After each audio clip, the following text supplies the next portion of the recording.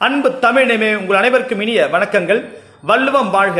இந்த நிகழ்ச்சியில் நம்ம என்ன பார்க்க போறோம் அப்படின்னா, தினம் ஒரு குறள்ல இன்னைக்கு நம்ம பார்க்க போற குறள் பொருட்பால்ல நட்பியல்ல அதிகாரத்தின் எண் 84, அதிகாரத்தின் பெயர் பேதமை.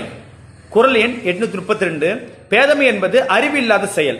வாங்க இன்றைய குறளுக்கு போலாம்.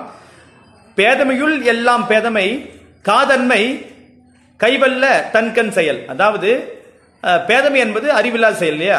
அப்ப அறிவில்லாத செயல்லையே எது மிகவும் அறிவில்லாத செயல் என்று கேட்டீங்கன்னா, ஒரு மாணவன் அனைத்து பாடத்திலும் தோல்வி அடைகிறான் அப்படின்னா அவனுடைய ஆசை என்னவாக இருக்கணும்? அனைத்து பாடத்திலும் தேர்ச்சி அடைய வேண்டும் என்பதுதான் அவனுடைய ஆசையா இருக்கணும். ஆனா அந்த வகுப்பிலேயே தான் முதல் மாணவராக வர வேண்டும், முதல் மதிப்பெண் எடுக்க வேண்டும் என்பது அவனுடைய ஆசை என்பது மிக அதிகமான ஆசை அல்லவா? அந்த ஆசை அவனுக்கு என்ன தரும்? மிகப்பெரிய ஒரு ஏமாற்றத்தை தான் தரும் இல்லையா?